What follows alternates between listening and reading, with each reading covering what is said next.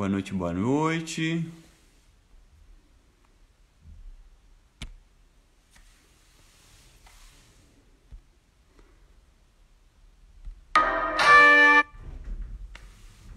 Boa noite, amigos e amigas da França Entre Amigos. Vamos esperar o pessoal chegar na sala aí. Comecei um pouquinho antes, porque o guia pontual já está atrasado. Então a gente sempre começa um pouquinho antes. Vamos esperar o pessoal chegar no carro. O carro é grande e comporta muita gente. Daqui a pouco a gente vai começar aí o City Tour virtual em Paris. Para vocês que já estão aí, nós já somos aí 85 pessoas. Num determinado momento eu vou bloquear os comentários para não perder muita concentração. E aí vocês fiquem à vontade para mandar perguntas aí nesses quadradinhos que tem o símbolo da interrogação. Mandem as perguntas que no final vou tentar responder o máximo possível delas, tá bom? Aí com imagens aéreas de Paris, essa cidade linda, maravilhosa que a gente ama tanto.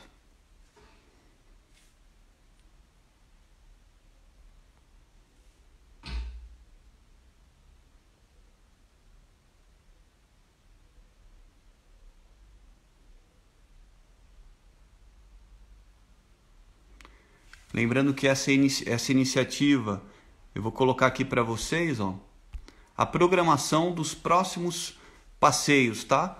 Amanhã, nesse mesmo horário, às 16 horas, vai ter City Tour em Chicago. Depois, do dia 13, também em Madrid, vamos ter outro City Tour. E em Nova York e Orlando. A semana toda tem uma programação aí super legal para todo mundo, tá? Então, não deixem de salvar as datas.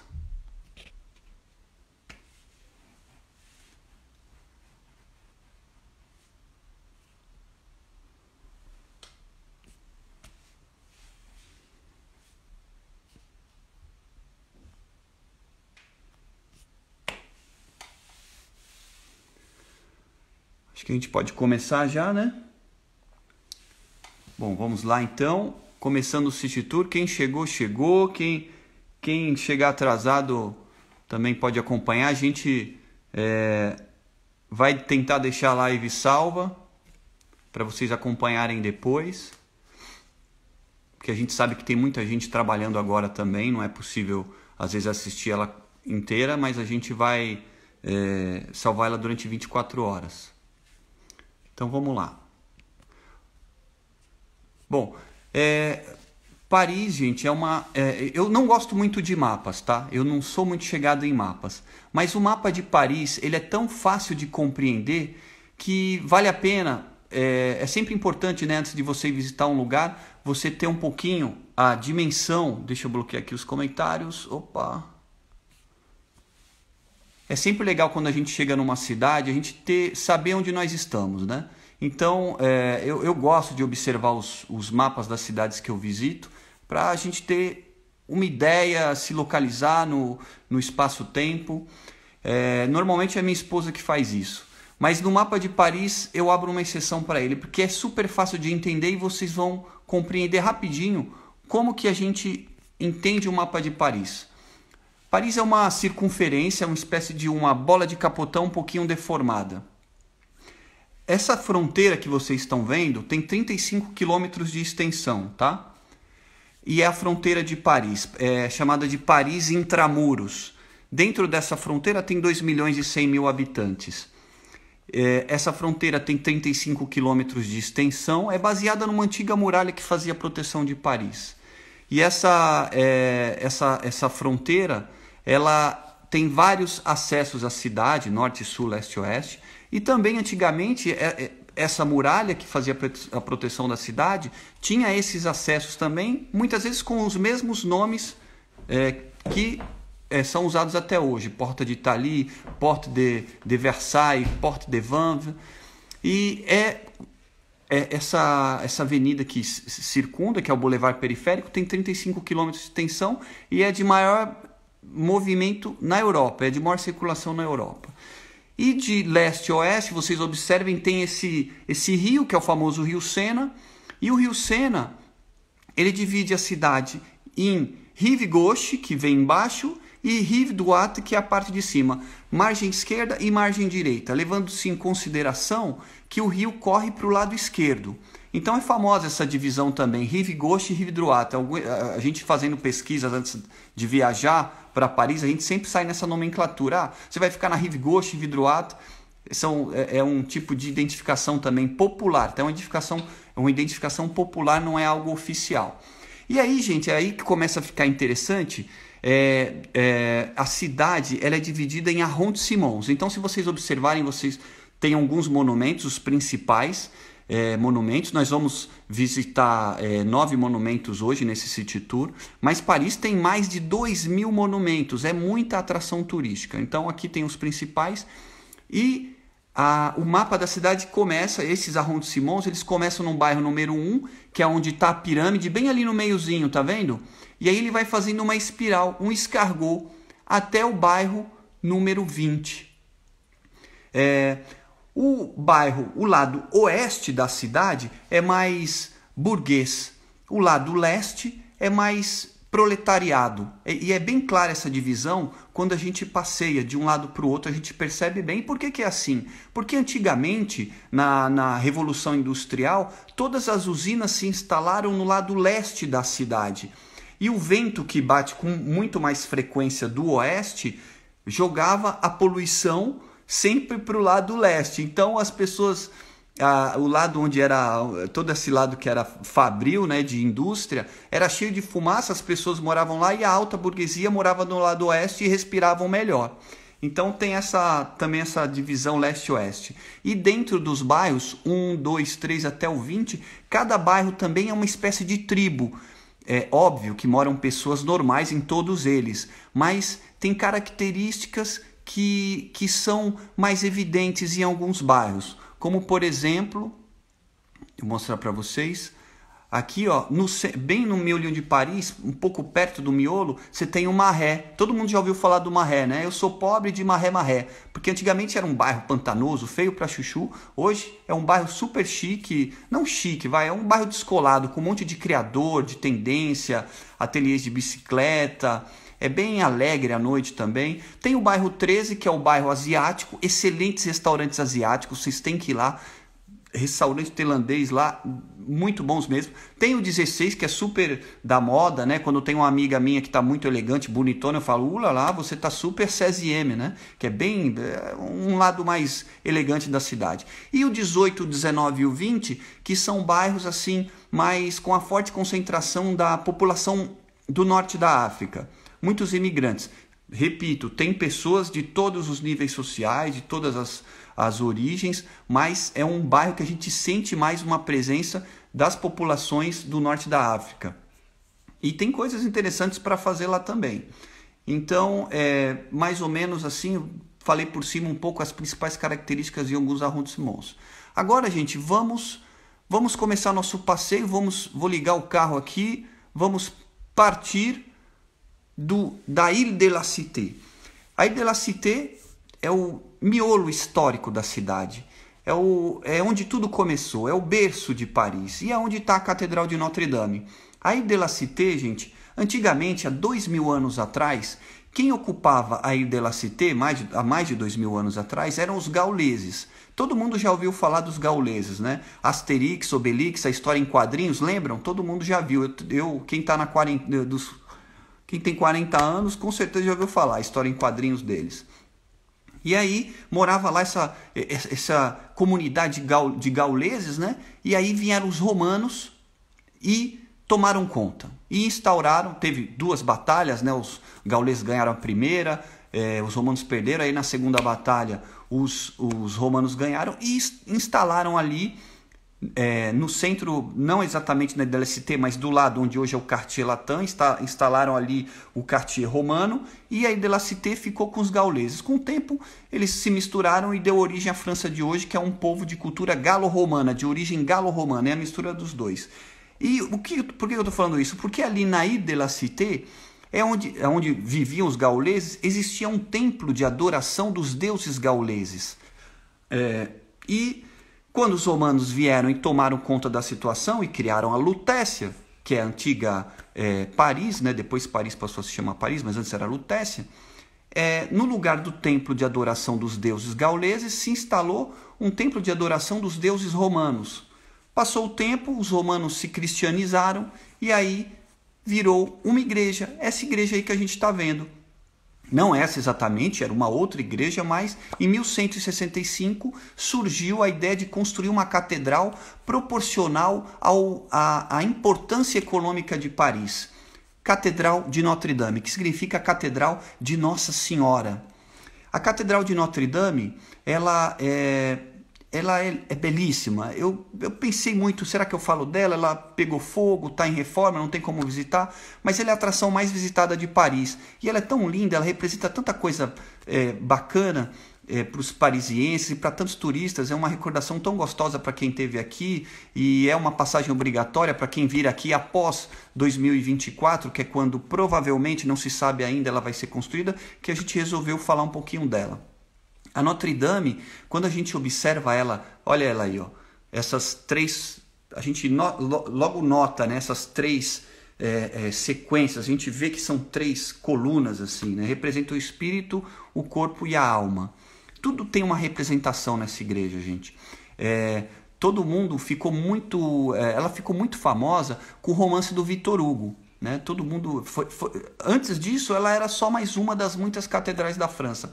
Mas o romance do Victor Hugo, que vocês devem conhecer, o Corcunda de Notre-Dame, jogou Notre-Dame no holofote mundial. Todo mundo queria conhecer a Catedral do Corcunda de Notre-Dame, esse romance super bem sucedido do Victor Hugo.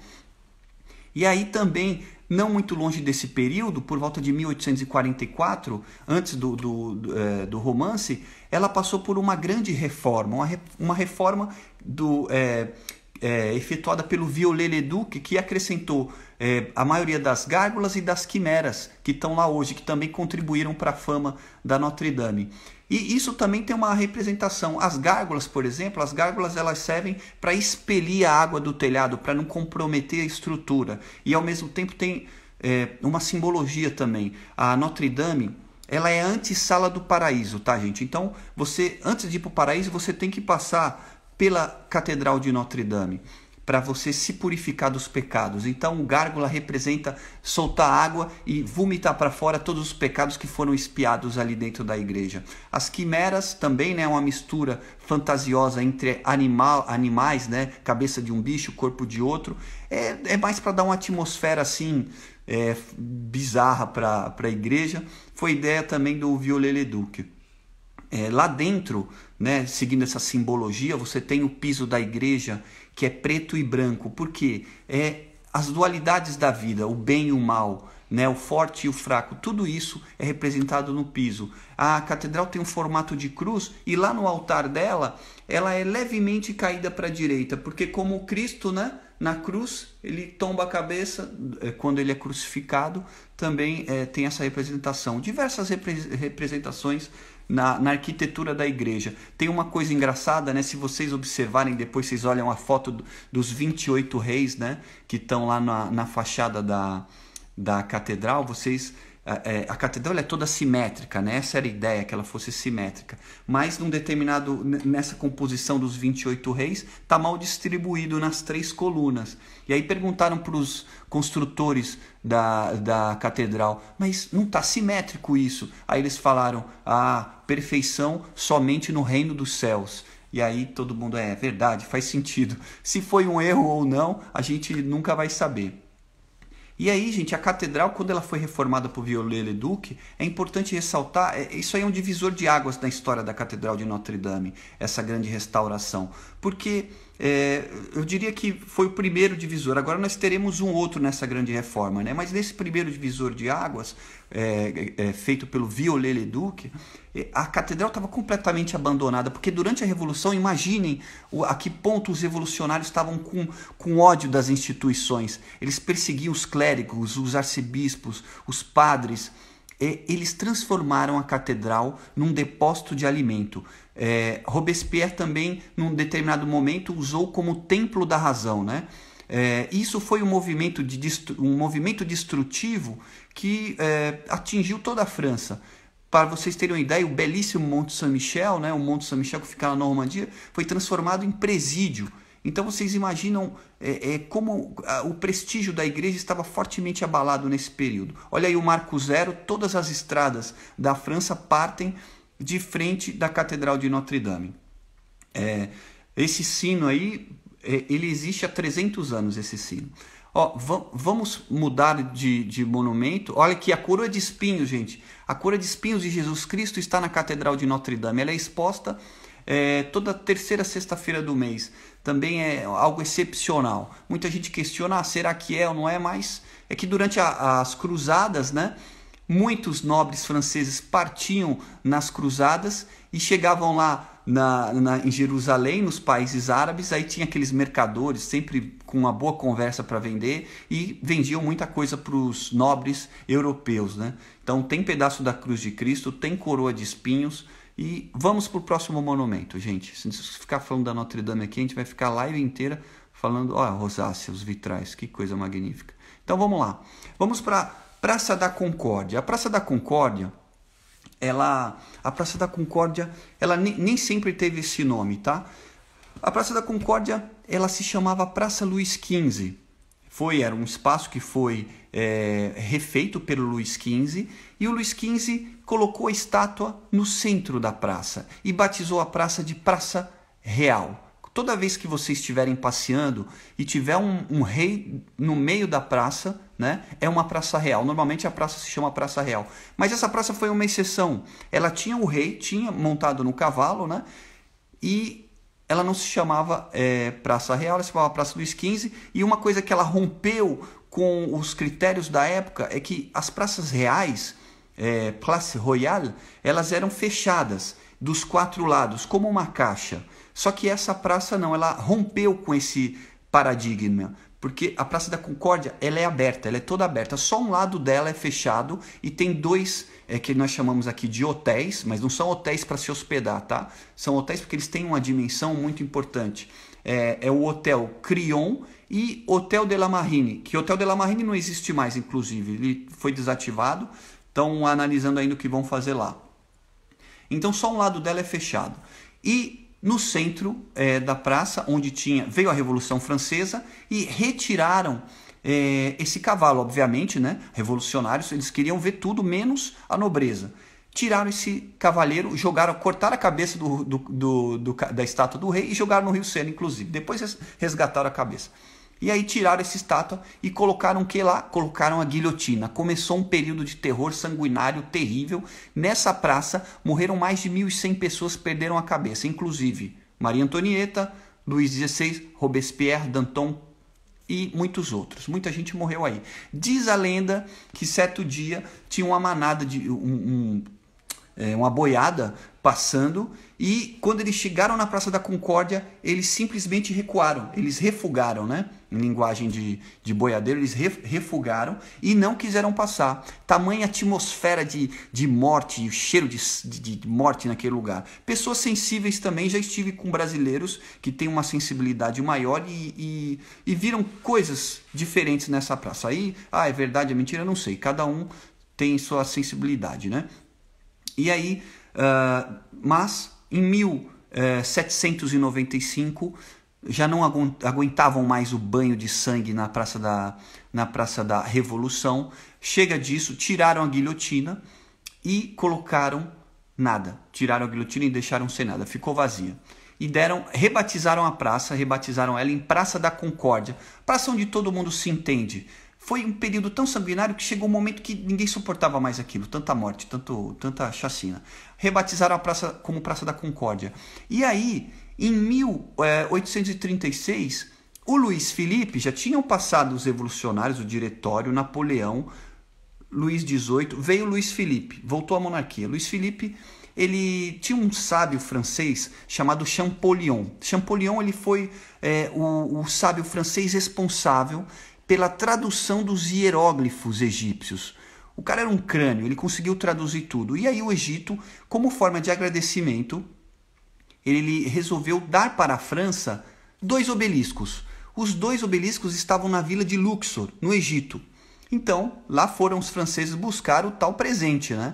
Chegando lá, detalhe, eles fizeram um barco só para ir buscar esse obelisco de 230 toneladas, eram 2. Eles resolveram começar pelo mais pesado, que é esse aí. Fizeram um barco especial que deveria navegar no rio Sena, navegar no Nilo, ser capaz de atravessar os arcos e as arcadas das pontes. E não podia, e ao mesmo tempo navegar no mar. E rio, vocês percebem a complexidade da operação?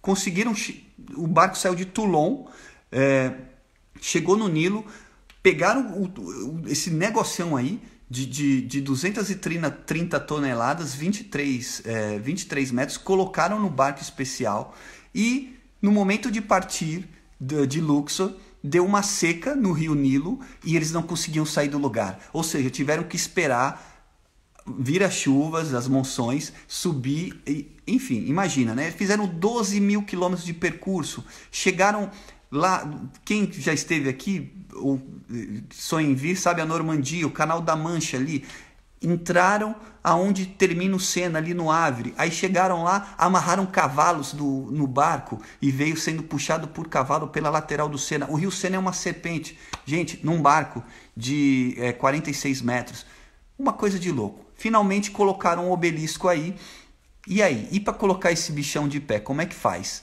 O Luiz Felipe, que não é bobo, junto com mais 200 mil pessoas compareceram para ver esse obelisco ser colocado de pé. O Luiz Felipe ficou ali, ó, naquele prédio ali da direita, ó, escondidinho, atrás da cortina, o malandro. Quando amarraram a corda na ponta dele, puxaram aquele esforço sobre-humano, ficou em pé. Aí ninguém acreditava que era possível. Aí o Luiz Felipe apareceu e todo mundo, oh, viva o rei! Quer dizer, né, bem político, né? Mas enfim, conseguiram deixar o obelisco de pé. E ele está aí até hoje. Ele está em perfeita simetria com o Arco do Triunfo, que a gente vai visitar daqui a pouco. E lá no alto, aí entra, os americanos chamam de French Touch, né? O francês tem uma fineza para fazer as coisas que é admirável. E aí nos anos 90 eles colocaram aquela pontinha dourada aí, que se chama Pyramidion. Pyramidion é uma cápsula de ouro de 3 metros e pouco, que deu uma embelezada na ponta do obelisco, ele estava meio judiado também. Imagina, gente, esse obelisco é da época do Ramsés II do Egito, o imperador do Egito, faraó do Egito, né? 1250 anos antes de Cristo, o que faz dele o monumento mais antigo da cidade. É curioso, né? Imaginar que o mais antigo vem não é francês, né? É egípcio. Mas vamos passar para a próxima belezura, que é os Campos Elíseos. Campos Elíseos, Champs-Élysées, olha aí, os Le Cheval de Marly, são réplicas esses dois cavalos que marcam ali a entrada da Champs-Élysées. Os originais estão no Louvre. E aí, gente, a gente entra na avenida que é a avenida mais bonita do mundo. Eu ainda não conheço uma que chega aos pés da Champs-Élysées, tá? Champs-Élysées significa Campos Elíseos, é o local que na mitologia greco-romana era o local onde eram recebidos os homens, os heróis, né? Os homens assim que tinham agregado em vida. Eles chegavam nos Campos Elíseos. E aí, atravessando a Champs-Élysées, essa avenida belíssima, nós vimos ali uma estátua do Georges Clemenceau.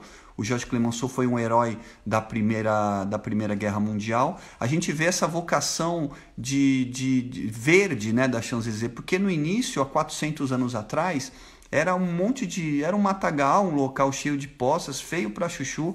Veio Luís XIV, ampliou, abriu o caminho para fazer a ligação entre a residência principal dele, que era o Palácio do Louvre. O Louvre está nas nossas costas, tá? Se vocês olharem para trás, vocês vão ver o Louvre, que era onde o rei morava.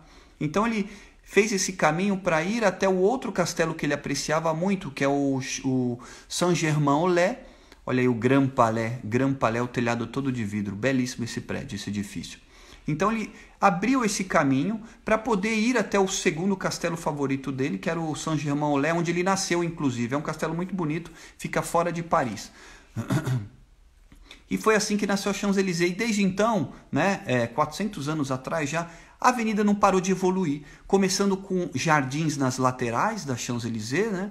Eles fizeram uma promenade verte, né? Uma caminhada verde para as pessoas irem, curtir, se encontrar. No século XIX era o lugar onde todo mundo queria estar. Passear, curtir os dias bonitos de primavera e verão, era um local realmente muito, muito agradável, até hoje, né?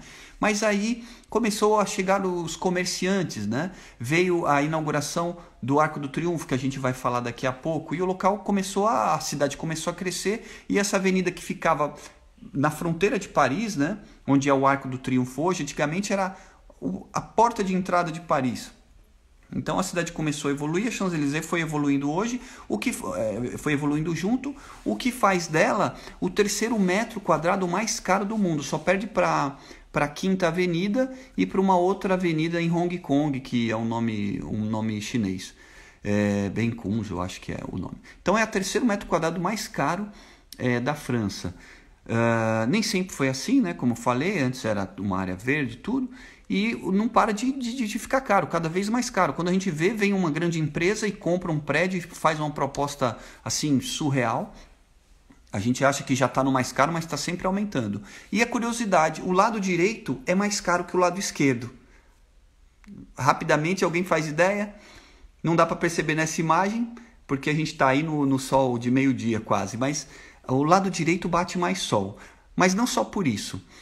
Em 1900 houve a inauguração da linha do metrô que faz a linha 1 amarela, né, que trouxe ainda mais pessoas para Champs-Élysées, e nos anos 60 houve a inauguração do trem interurbano ligando a periferia de Paris com a Champs-Élysées. Aí nos anos 60 aí virou muito comercial, mas assim, enquanto antes era uma área um pouco exclusiva, né, dos parisienses, tinha uma certa finesse ali nos frequentadores, a partir dos anos 60 deu uma popularizada. Então, hoje em dia, você na Champs-Élysées, se você quiser comer um croissant de 1,50, você encontra, mas se você quiser comer caviar, você encontra também. Tem para todos os bolsos, é um lugar democrático, todo mundo pode ir passear na Champs-Élysées e ter o seu momento, o seu petit moment de plaisir, né? Ter o seu momento agradável ali. Você pode ir na Louis Vuitton e comprar uma bolsa carérrima, e você pode ir na Zara e comprar uma bolsa mais acessível. Tem para todos os bolsos, né? A gente passou agora há pouco pela Louis Vuitton também, a sede da Louis Vuitton é também a loja que mais vende bolsa no mundo, e é também a sede da Louis Vuitton. É também na Champs-Élysées. A Champs-Élysées, uma curiosidade, depois vocês entram aí no mapinha observem que a Champs-Élysées ela compõe um triângulo, assim, ó, Champs-Élysées aqui, Avenue Montaigne aqui e Avenue Georges V aqui, forma um triângulo, é chamado Triângulo d'Or. Então nem precisa falar, né? Triângulo de ouro. Se você vai nesse Triângulo de Ouro, você vê coisas belíssimas, né? Lojas carérrimas, a sede da Dior está nesse Triângulo de Ouro. Os restaurantes badalados, l'Avenue também está lá. É realmente um lugar excepcional para você passear, para ver gente bonita, vale muito a pena. Então, olha aí o Grand Palais.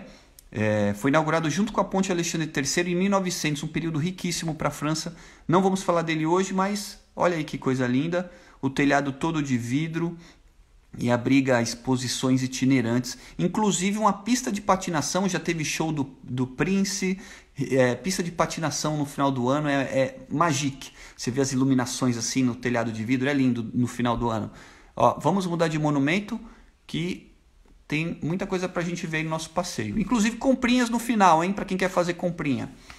Sempre respeitando o distanciamento social, hein? Aqui no nosso carro tem um assento livre ao lado de todo mundo. Vamos lá, continuando o passeio.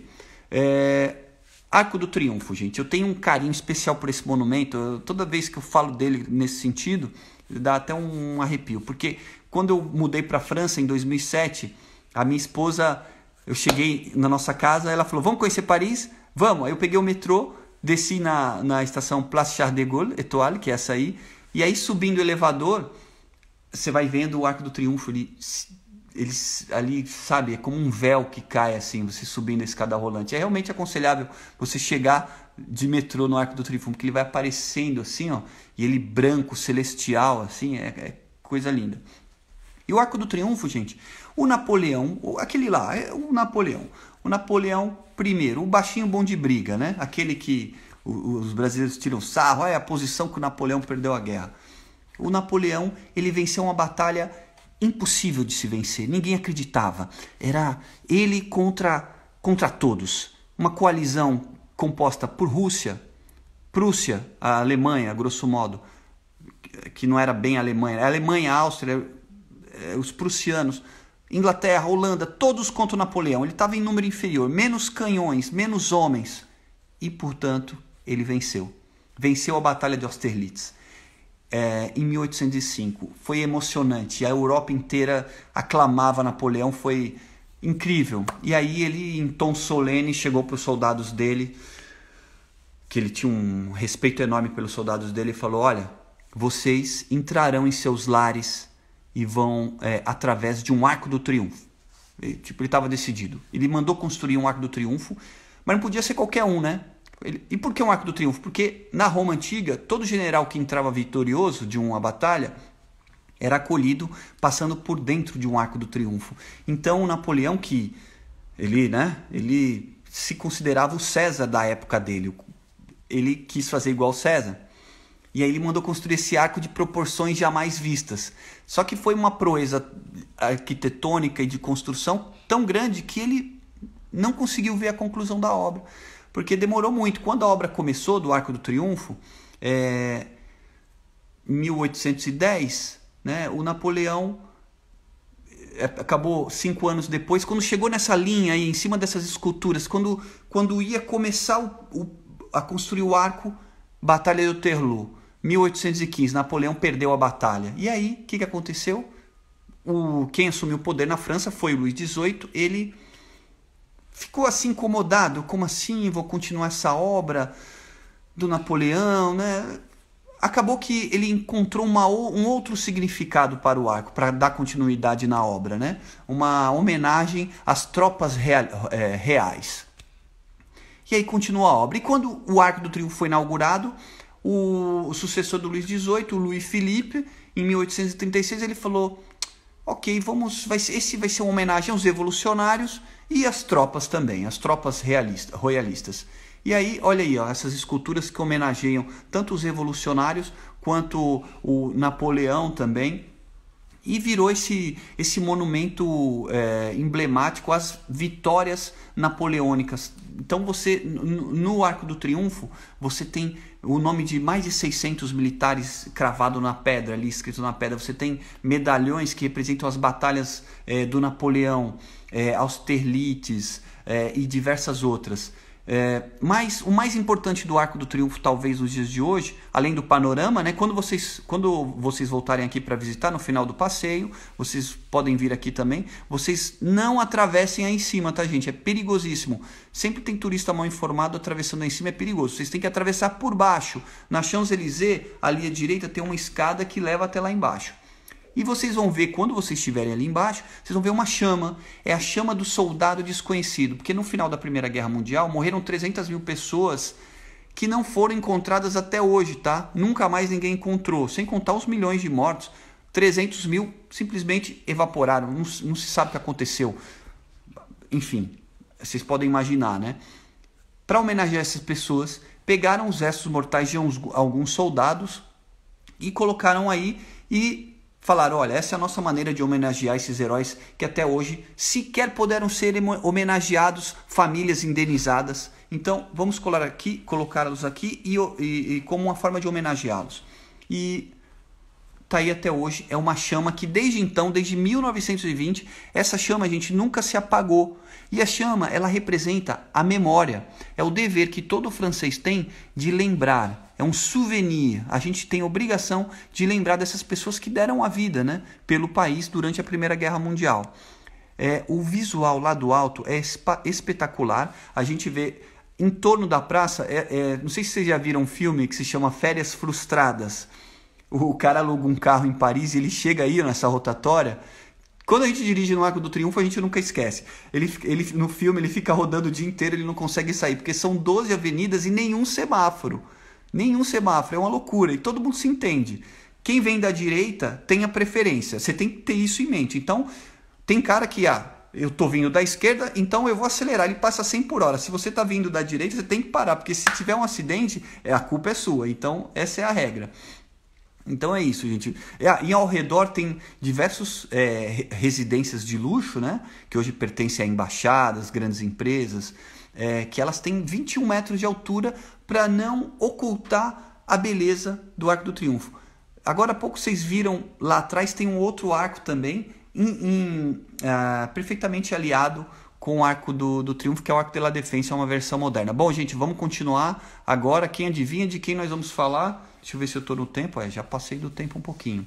Agora a gente vai visitar a Torre Eiffel. A Torre Eiffel, gente, é incrível, né? É o símbolo de Paris, um dos símbolos da França. É um monumento emblemático que todo mundo sonha conhecer. E eu já cansei de estar lá com os meus turistas e eles chegam e se emocionam. As lágrimas caem, porque é um momento que a gente sonha a vida inteira, né? É espetacular. Vocês vão ver lá daqui a pouco, ela está exatamente no meio desses dois edifícios. Do lado direito é o Musée de l'Homme e do lado esquerdo é o Museu da Arquitetura e Teatro Chaillot. Olha aí ela, olha que linda. A gente não cansa de... Toda vez, mesmo morando em Paris, eu garanto para vocês, a gente olha a Torre Eiffel e se encanta todos os dias. Ela foi inaugurada, gente, para uma exposição universal. Era um evento internacional que unia as tecnologias de todos os países. Os países vinham na exposição universal se encontrar e mostrar o que cada um tinha de melhor. Então vinha a Alemanha mostrar o super canhão que dava não sei quantos tiros por minuto. Vinha o outro mostrar o elevador, o outro o tapete rolante. Então eles se encontravam. E a França resolveu apresentar essa tecnologia porque foi uma altíssima tecnologia. Basta você pensar que o monumento, a construção mais alta do mundo naquela época, em 1889, era o Obelisco de Washington, que tinha 169 pés. Mais ou menos por aí, 169 pés. E os organizadores da Exposição Universal, quando eles passaram uma encomenda para uma obra alta, né, que deveria superar o Obelisco de Washington. E aí vieram vários projetos e foi selecionado o projeto do Gustave Eiffel, que era um homem com muita influência política, financeira. Ele tinha acesso, ele tinha muitos conhecidos ali, ele conseguiu emplacar o projeto dele. E ele já tinha mais de 100 obras espalhadas pelo planeta, inclusive a Ponte do Porto, é muito famosa, existe até hoje, né? A Ponte Maria Pia, né? Do Rio Douro, lá em Porto, tinha a estação do Oeste lá de Budapeste, enfim... Ele tinha um renome internacional. E aí o projeto dele consistia em fazer 18.035 peças como um Lego. É um Lego gigante, tá? Eu sempre falo isso para as crianças quando eu estou passeando com elas. Vamos visitar o Lego gigante. É um Lego. As peças foram feitas na periferia de Paris e foram feitas pelo Gustave Eiffel e foram montadas uma a uma com 2.500.000 rebites, né? Foram todas montadas. E eles conseguiram ultrapassar a altura de longe. Foi o edifício mais alto do mundo, gente, até a inauguração do Chrysler Building em Nova York em 1930. Imagina ficar todo esse tempo, isso é prova de que foi realmente um avanço para a época. Ficou 41 anos como a construção mais alta. E o Gustave Eiffel, ele passou um acordo com a Prefeitura de Paris, com a nação, que era a regra, né? A Torre Eiffel deveria durar 20 anos e depois ela seria desmontada. Só que quando chegou o momento de desmontar a torre, o Gustave Eiffel falou, não, essa é a obra da minha vida. Ele foi lá, mobilizou o caderno de endereços dele, a agenda de contatos, e começou a argumentar de que não poderia ser desmontado. Olha esse panorama que espetacular. É o meu preferido, esse ângulo de foto. Ele começou a argumentar que não poderia ser desmontada em hipótese alguma. E muita gente estava de olho na Torre Eiffel, porque a quantidade de metal desse monumento, gente, você imagina para construir canhão, balas de canhão, munição, metralhadoras, armas. Então os militares estavam de olho. Aí ele falou, mas espera aí, militares, vamos usar um pouquinho a cabeça? Por que a gente não faz uma torre de rádio? E começaram a fazer experiências científicas para desenvolver o rádio. Tanto é que a primeira transmissão de rádio da França foi aí, em 1909, justamente. A primeira transmissão da rádio pública da França, em 1921, foi feita aí também. O Gustave Eiffel viveu para ver isso, inclusive. Ele não viveu para ver a de televisão, que foi em 1925, mas a transmissão de rádio pública ele viu. Ele deu atribuição de experimentos científicos diversos, campo de observação para ver os exércitos inimigos avançando sobre Paris. Então ele teve ideias que acabou convencendo todo mundo. E, curiosidade, o investimento que ele fez, né, que ele fez do bolso dele, em parceria com o Estado e tal, ele recuperou o investimento dele em apenas 6 meses. Ou seja, foi um grande empreendimento também a Torre Eiffel, muito bem sucedido. E uma última coisa que eu queria falar para vocês, que é um símbolo muito forte. O Arco do Triunfo, ele pesa 10 vezes mais do que a Torre Eiffel. E o Arco do Triunfo tem esse apelo de homenagear a guerra. Quanta gente morreu, tem um desconhecido enterrado lá, né? Então, o Gustave Eiffel, o que ele fez? Fez um monumento muito maior do que com 312 metros de altura. E ao invés de homenagear militares ou santos, ele escreveu os nomes de cientistas em volta ali do primeiro andar. Tem nomezinhos escritos em dourado. Então, a mensagem é clara, né? O que faz o futuro do nosso país não são nossos santos, nem nossas armas. É a nossa ciência, é a nossa tecnologia. Essa foi a mensagem que ele passou. Eu acho isso muito legal. E é verdade, né, gente? Então, vamos lá continuar nosso passeio. Agora, para a Ponte Alexandre III. 1870. Essa data é importante para Paris. É um divisor de águas. Comuna de Paris. Vocês imaginam que vieram os prussianos, né? Os prussianos invadiram a cidade e acabaram realmente, foi uma derrota terrível. A gente vai falar disso de novo depois. Acabaram com Paris. A França precisava de aliados, então ela se aliou com a Rússia. Precisava ter um equilíbrio, se aliou com a Rússia se aliou com a França, e a Prússia ali no meio, entre França e Rússia, assinaram um acordo. A Rússia deu de presente para a França essa ponte, Ponte Alexandre III, é o nome do czar russo, o pai do Nicolas II, que assinou esse acordo. Em retribuição, vê se está transmitido direitinho aí, porque apareceu uma mensagem aqui de que está com conexão ruim. Bom, em retribuição, a Rússia deu essa ponte e a França deu também uma ponte para a Rússia. Interessante, né? A França foi uma troca. Então você tem aí a ponte que a França deu está em São Petersburgo. Ela é muito mais extensa, mas em belezura a Ponte Alexandre III com certeza é mais bonita. Inclusive a Ponte Alexandre III é também a mais bonita de Paris, tá? Dentre as mais de 35 pontes, a de Alexandre III é a mais bonita. Esse lugar aí, ó. Esse lugar a gente tem que tirar uma foto, é super importante a foto daí, é o ponto de todas as empresas de publicidade, as blogueiras, elas tiram a foto aí, é incrível. Essa perspectiva lateral com os candelabros, cada candelabro desse tem um galo, que é o símbolo da nação francesa, com um brasão da Rússia, tudo folhado a ouro lá no alto, ó, são 4 Pégasos, né? 2 em cada margem do rio, representando a cultura numa margem e a guerra na outra. Tem vários símbolos aí. Aí embaixo, gente, olha que tecnologia, um arco único, né? É algo super inovador. Em 1900, quando ela foi inaugurada, era algo novo. Foi a primeira ponte de Paris com um único arco. E aquelas colunas com as esculturas douradas, elas contribuem também para o equilíbrio da ponte. E para os casais que vierem sem filhos, para os solteiros, aqui nessa ponte tem umas baladas muito legais, principalmente no verão, gente. Tem um barco aí que fica na lateral, ancorado bem nessa coluna, chama Rose Bonheur, é super animado nas noites de verão, vale muito a pena visitar. Bom, gente, vamos continuar aqui. Saindo da Ponte Alexandre III, vamos para a Ópera.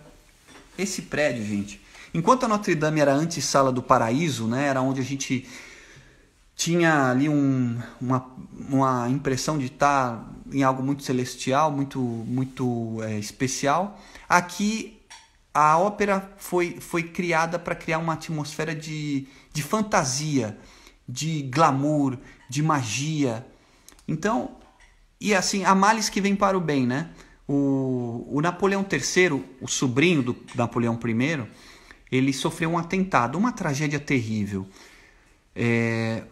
Revolucionários italianos que falavam que o Napoleão III eram contra a unificação da Itália, jogaram 3 bombas na carruagem do Napoleão. Ela era blindada, então salvou a vida dele e da Eugênia. Ele conseguiu escapar com vida.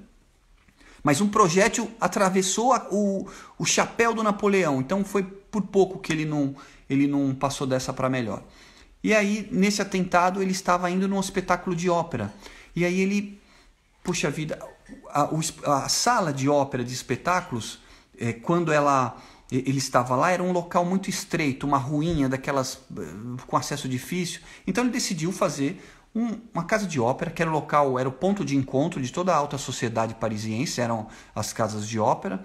Ele resolveu fazer isso aí, ó, um caminho amplo ligando até a ópera. Então ele saía do Louvre, o Louvre está atrás da gente, tá? Se olhem para trás, vocês vão ver o Louvre. Sai do Louvre e vai numa linha reta até o Palácio de Ópera, sobe uma rampa ali do lado esquerdo e já dava direto no camarote dele. Ou seja, acesso fácil e seguro, protegido de qualquer tipo de atentado. Então foi com esse intuito que ele fez a ópera. E ali em cima você vê a homenagem que ele fez à esposa dele, a Eugênia, era um pouco ciumenta, então ele colocou as letras dele, ó, N-E, N-E. E a ópera, ela é um concentrado do savoir-faire francês. Todos os mármores vêm das colônias francesas, os pintores, tudo aí é francês. É um concentrado de belezura. Esse edifício por dentro, gente, por 12 euros, você vai ficar encantado. Então vocês têm que vir aí depois, no final do passeio. Eu recomendo fortemente vocês voltarem aqui para visitar a Ópera Garnier, tá?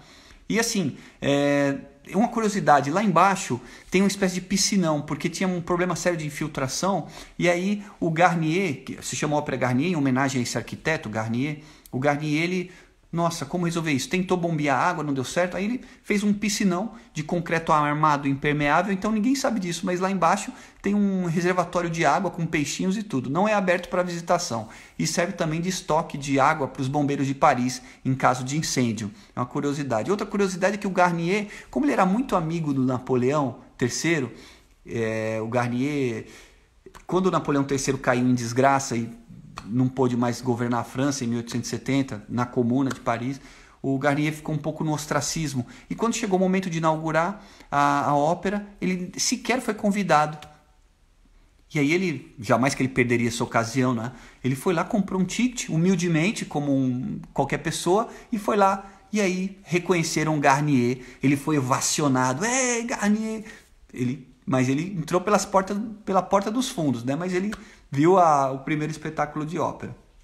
Uma outra coisa também curiosa é que nos anos 60 a Ópera Garnier foi toda restaurada, né? Teve uma restauração e o Marc Chagall fez o teto do lustre, que pesa 6,5 toneladas. Ele trabalhou, fez pinturas belíssimas, então vale muito a pena a visita. Então vamos lá, gente, vamos para a próxima. Olha o Moulin Rouge, Moulin Rouge Moinho Vermelho, tá, gente? Agora não tem espetáculo. Tá, quando está tendo espetáculo, por causa da quarentena, está suspensa a atividade do Moulin Rouge, então a pá do moinho não está se movimentando. Por isso que está parado. Mas quando voltar à normalidade, aí se tem gente trabalhando, a pá do moinho se movimenta. Essa avenida que nós vamos atravessar agora, ó, isso aí era a fronteira entre Montmartre, que era uma cidade, e Paris. Então essa fronteira, gente, era um verdadeiro inferninho. Todo mundo vinha para Montmartre para tomar uma, porque era mais barato o vinho aí. E tinha um monte de bordel, era uma bagunça só. E era mais barato viver aí também. Então muitos artistas viviam aí em Montmartre por causa do preço e da festa, né? Era um lugar realmente diferenciado. E aí, com o Napoleão III, aquele que nós falamos agora há pouco, e o Haussmann, na grande reforma de Paris, ele absorveu a cidade de Montmartre, trouxe para Paris e virou o 18º arrondissement, o 18º bairro. Então, passou a fazer parte de Paris, mas Montmartre não foi transformada como muitos outros lugares de Paris. Montmartre não perdeu a identidade dela de vilarejo. Então, quando a gente anda em Montmartre, vocês percebem como é diferente daquela avenida da ópera? Olha como é mais intimista. E essa avenida é até a Picpus, né? Ela é até assim, até ampla, né? Tem outras que são muito menores. Olha, essa aí, ó, é homenagem a Amélie Poulain.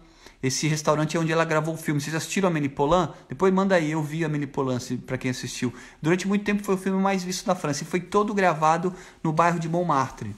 Todo gravado aí.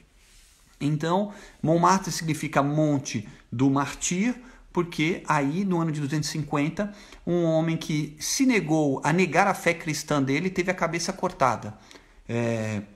E, diz a lenda, ele saiu andando sem cabeça. Foi cair 7 quilômetros depois, num local onde ele foi enterrado, e fizeram a Basílica de Saint-Denis, que é uma cidade colada em Paris. Lá tem a Basílica de Saint-Denis. Prova da presença de artistas em Montmartre. Observem à direita, eu vou parar o carro agora rapidamente. À esquerda da porta, tá vendo? O Van Gogh morou aí. Mas não foi só ele, vários outros artistas moraram e frequentavam Montmartre, né? Então aí o Van Gogh morou nessa casa, na casa do irmão dele, do Theo, tá bom? Vamos seguir adiante. Olha aí, vou acelerar um pouquinho porque tem um grupo de chinês que está perto da gente. Eu vou acelerar um pouquinho para a gente poder tirar uma foto sem tanta gente, né? Ó, a gente está subindo em direção Basílica do Sacré-Cœur, Basílica do Sagrado Coração de Jesus. De novo, a Comuna de Paris, cercaram Paris, uma coisa terrível. Os prussianos falaram, não vamos invadir não. Quando eles começarem a comer cachorro e gato, a gente invade. Eles comeram cachorro, gato, os animais do zoológico, rato, pombo. Mataram todos os animais, não tinha comida. Ficou numa situação terrível a cidade de Paris, com esse cerco. E aí, 2 empresários da época fizeram uma promessa. Eles falaram, nós estamos comendo o pão que o diabo amassou, literalmente, porque nós somos um país de pecadores. Se nós sobrevivermos a esse cerco, nós vamos erguer uma basílica em homenagem ao Sagrado Coração. Eles reconheceram humildemente que eles viviam no pecado. Está aí o resultado. As lideranças religiosas da época abraçaram essa causa, motivaram, fizeram passar no Congresso uma lei, apesar de ser um Estado laico, uma lei onde haveria verbas governamentais para a construção da basílica, e eles concluíram a construção da basílica. Olha que coisa linda. Ali, à esquerda e à direita, são os padroeiros da França, né, naqueles 2 cavalos. São Luís, o rei santo, e Joana d'Arc. A basílica, gente, ela é feita numa pedra, curioso isso, é a mesma pedra do Arco do Triunfo, tá? E ela, em contato com a água, ela é autolimpante. Então isso faz com que desde de 1925, quando a igreja foi inaugurada, meados dos 20, até hoje, a fachada nunca foi restaurada, enquanto a fachada do Arco do Triunfo, que fica... já foi restaurada, se eu não me engano, 2 vezes. Mas a da Basílica, por ser mais alta, um pouquinho mais isolada da poluição também, isso contribui, ela não foi restaurada nenhuma vez. Porém, quando você olha nas partes onde não bate água da chuva, é mais escurinho, porque ela se limpa com contato com a água. Isso é muito interessante. E lembra que foi um pedido de perdão, né, por uma vida no pecado, que a basílica foi construída. Então, ela é perpetualmente, a Basílica do Sacré-Cœur, ela tem pessoas orando dentro dela. Você também pode orar, se você quiser. Tem que dar o nome, se inscrever, e aí à noite, na madrugada, você vem. Ela fica aberta, ela tem uma amplitude horária muito legal, a basílica. É muito bacana visitar. Qualquer hora que você chega, ela está aberta. Ela fecha às 10h30. Se você quiser orar após as 10h30, você pode ficar lá de madrugada orando. Essa é a ideia. Desde que foi inaugurada, ela está sempre tem pessoas orando dentro da basílica. Vamos lá, saindo, olha que coisa linda. É possível subir também no panorama, tá? Para contemplar Paris, aí você está realmente no teto do mundo, tá? Você tem um panorama assim excepcional, é muito legal. Olha aí as gárgulas. Lá dentro tem mosaicos espetaculares. Bom, deixa eu ir, gente, que tem que respeitar o tempo aqui. Tem a Praça dos Artistas aí perto também, tá? Eu não passei porque o carro não pode passar lá hoje. E tem um monte de artistas fazendo caricaturas. É sensacional, gente, é sensacional. Eu sempre posto aí no Instagram da gente o trabalho dos artistas. E aqui, bom, gente, e por aqui, o passeio nós vamos acabar aqui na Galeria Lafayette, tá? A Galeria Lafayette se chama Galeria Lafayette porque se encontra na Rue Lafayette. Vamos descer aqui do carro, vocês vão almoçar aqui. E aí você vai falar, Luiz, os maridos ficam bravos comigo. Por que você trouxe a gente para a Galeria Lafayette, né? A minha mulher vai gastar, ou as mulheres adoram, né, ir na Galeria Lafayette. Mas mesmo que você seja um pão duro, mão de vaca, entra na Galeria Lafayette, porque tem para todos os bolsos, tá? Tem coisa barata, tem a linha de produtos da Galeria Lafayette e tem super coisas chiques. Mas o principal não é isso. O principal é isso aí, ó. Essa cúpula fenomenal com que dá uma luminosidade para o interior da Galeria Lafayette. É lindo, é um ambiente assim celeste. Você entra lá, você olha para o alto assim, você fica assim, parecendo um doido olhando para o teto e você não quer parar de olhar para ele. É lindo demais. E você também pode fazer comprinhas, tá? Tem diversas marcas. Ó, essa aí para quem é quem é bailarina, adora Repeto. E tem restaurantes também, restaurante para todos os bolsos, tá? Não é um restaurante assim, ó, super caro. E não deixem de ir lá no teto para vocês contemplarem o panorama de Paris, tá bom? Bom, gente, eu vou deixar vocês aí na Galeria Lafayette. Foi um prazer passear com vocês. Eu vou pôr aqui, ó, lembrar vocês novamente das visitas que nós vamos ter essa semana. Vai ser muito legal. Amanhã é a Ediana lá em Chicago. Eu nunca quis ir para Chicago até conhecer a Ediana e ver os passeios dela. Eu recomendo muito vocês fazerem o passeio com ela. É sensacional. Deixa eu ver as perguntinhas que vocês fizeram aqui. Vai ser um prazer respondê-las. Vamos lá. Faz outro City Tour, s'il vous plaît. Já dá visiter Centre Pompidou. Por que não? Boa ideia, viu? Centre Pompidou é uma possibilidade. Desculpa, não abriu aqui. Deixa eu ver aqui. Vamos lá. Faz outro City Tour, s'il vous plaît. J'adorerais visiter Centre Pompidou. Ok, vou anotar. Por que não uma visita virtual no Centre Pompidou, né? Vamos partir para outra aqui. Acelerou por causa do japonês. Não foi japonês, foram os chineses, que eles são muito mais numerosos e são barulhentos para chuchu. Vamos ver outro aqui. Vamos lá. Tem perguntas sobre o Covid, gente. Vamos esquecer um pouquinho essas coisas chatas. No Instagram, no Stories, eu sempre falo um pouquinho sobre a situação, tá? Vamos falar de coisa boa. City Tour no Louvre. A gente fez uma visita virtual no Louvre semana passada, tá? Tá lá no canal do YouTube, inclusive, para vocês quiserem ver. Com o Philippe Tillier, porque para fazer visita, gente, tem que ter a credencial do Louvre. Eu não tenho credencial de guia de Museu Nacional, tá? Eu posso fazer visitas exteriores, mas em museu eu não posso fazer. Muito obrigado, tá? Mou Tour. Estou me sentindo em Paris. Poxa, que legal. Eu no Louvre. Eu não posso fazer no Louvre, me falta a carteirinha, mas o Felipe pode fazer. Eu vou fazer outro lá então. Tem ratinhos no teto. Eu apertei aqui sem cara. Tem ratinho em todo lugar em Paris, né, gente? O pessoal fala muito dos ratinhos de Paris. É verdade que tem ratinho em Paris, mas qual cidade que não tem, né? Qual filme você falou? A Incrível História de Amélie Poulain. Gente, assistam esse filme, tá? Assistam esse filme, vale muito a pena. Deixa eu ver outras perguntinhas aqui. Fazer um tour no Maré. Vou anotar essa dica também. Vai ficar salva a live. Vai ficar, vou salvar para vocês. Muito obrigado, o pessoal adorou o passeio. Quantos dias você indica conhecer Paris? Isso é relativo, tá, gente? Conhecer Paris, eu morei em Paris 10 anos, hoje eu estou morando no sul da França. É relativo, pode, assim, pelo menos 4 dias, tá? Se for menos que isso, aí, se vocês contratarem um serviço de receptivo, como o nosso, otimiza muito o tempo, tá? Então você economiza não gastando com hotel, investe num acompanhamento personalizado, faz bastante diferença, tá? Então a gente tem um City Tour, por exemplo, o serviço de carro com motorista à disposição, que permite conhecer toda a cidade com carro. A gente vai fazendo descritivos, igual estou fazendo para vocês, ajuda na tradução, é excelente, tá? É um serviço bem diferenciado, ajuda muito no ganho de tempo. Vamos lá. Tem bastante coisa aqui, mas nem tudo é pertinente. Ai, que saudade. É legal, né, gente? Dá saudade mesmo.